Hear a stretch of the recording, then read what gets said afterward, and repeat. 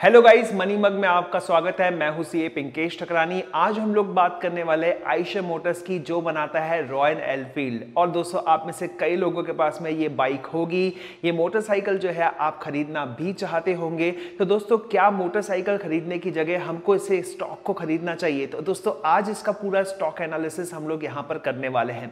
दोस्तों, इसके पहले कि हम वीडियो में आगे बढ़े, अगर आपके पास में डीमैट अकाउंट नहीं है तो आप इंडिया के लार्जेस्ट ट्रेडिंग प्लेटफॉर्म में अपना डीमैट अकाउंट खुलवा सकते हैं जीरोधा के अंदर में। डिस्क्रिप्शन में आपको लिंक मिल जाएगा।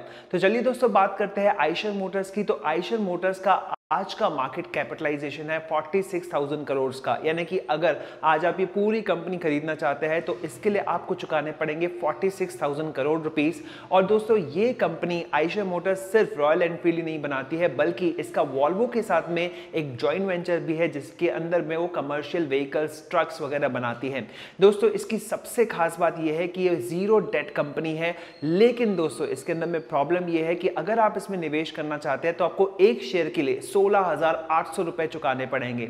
और दोस्तों, इसी की वजह से कंपनी इस शेयर को जो है 10 पार्ट्स में डिवाइड करना चाहती है, शेयर स्प्लिट करना चाहती है। और अगर आज करंट प्राइस के हिसाब से देखें तो इसका शेयर हो जाएगा 1680 रुपए का। तो ऐसे केस के अंदर में इसका शेयर होल्डर बेस बढ़ने वाला है। ऐसे केस के अंदर में इसमें हमें अभी निवेश करना चाहिए कि नहीं करना चाहिए, बाद में जो है जब ये अफोर्डेबल हो जाएगा तब हमें इसका एक शेयर नहीं ले सकते तो इसके 5 शेयर लेने चाहिए क्या, इस पर हम लोग जो है यहां पर चर्चा करेंगे। हर चीज देखेंगे इस कंपनी के रिस्पेक्ट में। तो चलिए दोस्तों, देखते हैं। सबसे पहले आयशर मोटर्स लिमिटेड, इसको दो पार्ट्स में हमने डिवाइड कर दिया है। तो आप देख सकते हैं वॉल्वो ग्रुप में ये जो है कमर्शियल व्हीकल्स बनाते हैं, वहां पर उनका 54% का स्टेक है। और दोस्तों, अगर आप देखेंगे इनका बिजनेस यूनिट जहां पे मेन कॉन्सेंट्रेशन करते हैं वो रॉयल एनफील्ड।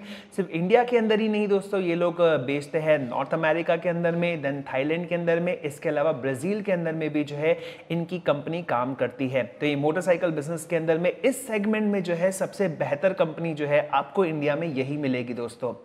लेकिन दोस्तों, इसके रेवेन्यूज की बात करें तो आप देखेंगे दोस्तों, इनके कंसिस्टेंट रेवेन्यूज रहे हैं। आप मार्च 2018 की बात करते हैं तो 2600 करोड़, 2600 करोड़, फिर 2500 करोड़, आप देख रहे हैं कंसिस्टेंट रहे हैं। लेकिन मार्च 2020 के अंदर में कोविड लॉकडाउन की वजह से आप देखेंगे सेल पर असर आपको देखने को मिला है। वहीं दोस्तों, इनका असर जो है आपको ऑपरेटिंग प्रॉफिट मार्जिन पे भी दिखेगा, जो 20% से कम हुई है, जो कि आप देख रहे थे पिछले कुछ क्वार्टर्स के अंदर में अराउंड 25% तक रही है। हालांकि उसके पहले के क्वार्टर्स में आप देखेंगे 30% के भी ऊपर है। तो ये जो है फिगर डिसअपॉइंटिंग दिखता है, जो कि 20% के नीचे चला गया है। अब दोस्तों, आप इससे देख सकते हैं, एक अंदाज़ा ले सकते हैं कि किस तरह से इनके जो सेल्स है वो थोड़े कंसिस्टेंट थे, थोड़े डाउन होते जा रहे थे। एंड उसके बाद में आप देख रहे हैं दोस्तों कि ये आप देखेंगे Q3 FY20 के बाद में जो है ये डाउन होते हुए दिखे हैं Q4 FY20 के अंदर में। अब दोस्तों, बात करते हैं इनकी मार्जिन्स की। तो आप इनकी मार्जिन्स देखेंगे दोस्तों, यहाँ पर थोड़ी दिक्कत देखने को मिल रही है। इनकी मार्जिन्स जो है वो लगातार कम होते जा रही है। जैसा कि मैंने आपको इसके पहले भी दिखाया था, 30, 29, 27, 26, 25 और आप देख सकते हैं 25 के बाद सीधा 20 पर आता है। तो ये डिसअपॉइंटिंग चीज़ दिखता है। लेकिन इसके पीछे रीज़न है लॉकडाउन वगैरह हो गया था एंड स्लो डाउन भी चल रहा था इकोनॉमी के अंदर में ये पिछले एक साल के अंदर में। तो इसका जो है पूरा जो है आपको रिफ्लेक्शन इस कंपनी के सेल्स पर दिख रहा है। अब दोस्तों, हम लोग बात करते हैं इसके ईयरली रेवेन्यूज़ की। तो आप देख रहे हैं 2015 से जो है इनका रेवेन्यू 2015 से लेकर 2019 इनका रेवेन्यू डबल से भी ज़्यादा हो गया है। लेकिन 2020 में जो है पूरी मंदी आपको यहाँ पर देखने को मिल रही है। दोस्तों, अगर इनके ऑपरेटिंग प्रॉफिट मार्जिन की हम लोग यहाँ पर बात करें तो आप देख सकते हैं दोस्तों 28% की ऑपरेटिंग प्रॉफिट मार्जिन लगभग 22.5% पे पहुँच गई है, जो कि पहले 30% पर हुआ करती थी।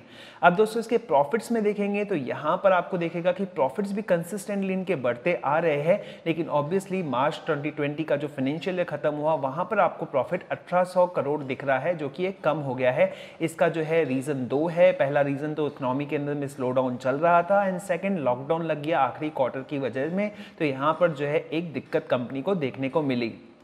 अब दोस्तों, हम लोग बात करते हैं इसके नेट प्रॉफिट का। तो आप फिर से जो है ये ग्राफ देख सकते हैं, जहां पर इनका नेट प्रॉफिट लगातार बढ़ते 2019 में अपने शीर्ष पे पहुंच गया था। लेकिन 2020 के अंदर में एक छोटा सा ब्रेक आया, जिसकी वजह से इनका प्रॉफिट कम हुआ। और आप देख सकते हैं, आगे मैं बताऊंगा कि यहाँ पे लॉकडाउन की वजह से उनकी जो प्रोडक्शंस है उसमें भी जो है एक प्रकार का हॉल्ट आ गया है। हालांकि प्रोडक्शंस अभी रिज्यूम हो गए हैं। अब दोस्तों इसका मतलब ये हुआ कि कंपनी जो है पिछले 2 साल से सेल्स को रिवाइव करने के लिए स्ट्रगल कर रही है। उनकी सेल्स कंसिस्टेंट है, बहुत ज़्यादा बढ़ नहीं रही है जो पिछले सालों में हमको देखने को मिला था। नंबर 2 दोस्तों, ट्रैक्टर्स के केस के अंदर में एक प्रकार से पोल्यूशन कंट्रोल नॉर्म्स है, BS4 नॉर्म्स है, तो उसकी वजह से इनको प्रॉब्लम जाएगा ट्रैक्टर्स के सेल्स को बढ़ाने के लिए, क्योंकि सेल्स एक प्रकार से ट्रैक्टर्स का जो है रेट बढ़ने वाला है because of the increase norm, और साथ ही साथ जो कंजम्पशन स्लो डाउन चल रहा है उसकी वजह से इनकी बाइक्स भी कम बिकेगी। और ये केस जो है आपको सिर्फ यहाँ पर नहीं बाकी दूसरी कंपनीज के अंदर भी दिखेगा। कोविड-19 का स्लो डाउन जो है वो एडेड चीज़ है। उनका प्रोडक्शन जो है 23 मार्च से लेकर 5 मई तक शट भी था, तो इसका असर जो है कंपनी पर पड़ने वाला है। अब दोस्तों इसका ROCE बहुत ही एंकरेजिंग है। आप देख सकते हैं 2016 में तो काफ़ी अच्छा हो गया था, कम होते होते जो है ये 32% पे पहुंचा है। दोस्तों बहुत ही कम कंपनीज होता है जिनका कैपिटल एम्प्लॉयड पे रिटर्न 32% रहे, तो दोस्तों ये काफ़ी एंकरेजिंग है। इस माहौल के अंदर में भी ये काफ़ी एंकरेजिंग दिखता है। अब दोस्तों पीयर्स के साथ में बात करते हैं। वैसे आइशर मोटर्स का कोई डायरेक्ट पीयर नहीं है कि आप इसके प्रोडक्ट सेगमेंट को इनकी रॉयल एनफील्ड को जो है एकदम से कंपेयर करें किसी भी बजाज के किसी भी बाइक के साथ में, या फिर हीरो के किसी बाइक के साथ, या फिर TVS के किसी बाइक के साथ में, तो भी दोस्तों हम यहाँ पर पाएंगे कि इसके वैल्यूएशंस बहुत ही प्रीमियम है। जहाँ पर इसका P25-26 चल रहा है, बजाज का 16 और हीरो मोटो का आपका 13 चल रहा है। वहीं TVS भी आप देखेंगे 25 के वैल्यूएशन पे चल रहा है। तो दोस्तों अपने पीयर्स में ये सबसे ज्यादा वैल्यूएशन के साथ में जो है आपको कंपनी दिख रही है। अब दोस्तों इसके शेयर प्राइस की हम लोग बात करें तो पिछले 1 साल के अंदर में इसने निगेटिव रिटर्न दिया है 17% का, thanks to the covid situation. लेकिन दोस्तों इसके बाद में इंप्रूवमेंट भी देखिए काफ़ी अच्छा खासा है। ये लो गया था 12,500 पे, और उसके बाद में ये वापस जो है आया है अराउंड 17,000 के आजू बाजू ये आ गया है। तो इसका मतलब मार्केट इसको रिस्पॉन्ड कर रहा है, मार्केट जो है इसके प्रति पॉजिटिव है। नहीं तो कई कंपनियां ऐसी होती है जो रिकवरी नहीं करती है एक बार गिरती है तो। अब दोस्तों इसके 5 साल का डेटा दे तो यहाँ पर थोड़ा चिंता का विषय हो सकता है, बिकॉज ये 33,000 अपने हाई पर गया था 2017 में हर कंपनी जो है अपने हाई को टच की थी। लेकिन दोस्तों उसके बाद ये लगातार गिरते आ रहा है, और उसका रीजन आपने देखा कि अपनी सेल्स में बहुत ज़्यादा ग्रोथ नहीं दिखा पा रहे हैं, कंसिस्टेंट सेल उनकी रह रही है। और आप देखेंगे कोविड की वजह से यहाँ पर एक फॉल आया है, लेकिन वहाँ से वापस जो है कंपनी ऊपर उठकर खड़ी होते हुए दिख रही है। 5 साल के अंदर में अगर हम देखें तो इनका रिटर्न जो है 6% निगेटिव दिखता है।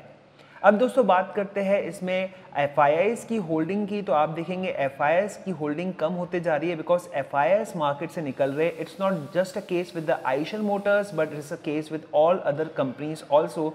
बहुत सारी कंपनीज के अंदर में FIIs ने अपनी होल्डिंग को यहाँ पे कम किया है। अगर दोस्तों आइशर मोटर्स को हम लोग बाहर से देखें तो ये बहुत ही शानदार कंपनी दिखती है, बहुत ही अट्रैक्टिव दिखती है। इसके शोरूम में जाए तो फील ही अलग आता है। इसकी ब्रांड वैल्यू, कस्टमर लॉयल्टी, सब कुछ बहुत बढ़िया है। साथ ही साथ मैनेजमेंट की क्वालिटी भी काफ़ी अच्छी है। ये जीरो डेट कंपनी है, इसके फ्री कैश फ्लोज भी अच्छे हैं। तो ऐसे केस के अंदर में इस पैंडेमिक के स्लो डाउन में कंपनी को कोई प्रॉब्लम जाने वाला है क्या? ऐसा बिल्कुल भी नहीं दिखता है। हालांकि इसकी ऑपरेटिंग प्रॉफिट मार्जिन जो है वो डिसअपॉइंट करती है। ऐसे केस के अंदर में आप यहाँ पर 2 इंस्टॉलमेंट में पैसा डाल सकते हैं, एक अभी और एक अगर ये शेयर जो है 10% फॉल होता है तो तब। कॉस्ट जो कंपनी ग्रोथ दिखा रही थी काफ़ी सालों से वो कंटिन्यू होती थोड़ी यहाँ पर मुश्किल दिखती है। हालांकि दोस्तों मैनेजमेंट जो है उसका साफ साफ कहना था कि पिछले साल जो है बहुत ही स्लो डाउन का असर रहा था, ये साल जो है और खराब जाने वाला है, ऐसा मैं अज्यूम कर रहा हूं। और 1-2 साल के बाद में जो है कंपनी अपनी स्ट्रैटेजी और मार्केटिंग पर जो है अच्छी तरह से काम करती है, प्रोडक्ट को प्रमोट करती है, ज़्यादा से ज़्यादा कस्टमर्स तक रीच करती है, ट्रैक्टर्स पे ज़्यादा फोकस करती है, रूरल डिमांड यहाँ पर बढ़ती है, तो ऐसे केस के अंदर में कंपनी को बेनिफिट हो सकता है। तो दोस्तों यहाँ पर डाउन साइज जो है मुझे ज़्यादा नहीं दिखता है, यहाँ से मुझे अपसाइड ही ज़्यादा दिखता है। ऐसे केस के अंदर में मैं इस शेयर में निवेश करने को कंसिडर कर सकता हूँ। और भी बाकी स्टडी आप कर सकते हैं, आप अपना एनालिसिस कर लीजिएगा, उसके बाद में डिसीजन लीजिएगा। आई होप आपको ये वीडियो पसंद आया होगा। अगर आप हमारे चैनल पे नए हैं तो अभी के अभी बेल आइकन प्रेस कर लीजिए, और इसी तरह के मैं और वीडियोस लाता रहूंगा। तब तक के लिए नमस्कार दोस्तों, फिर मिलेंगे।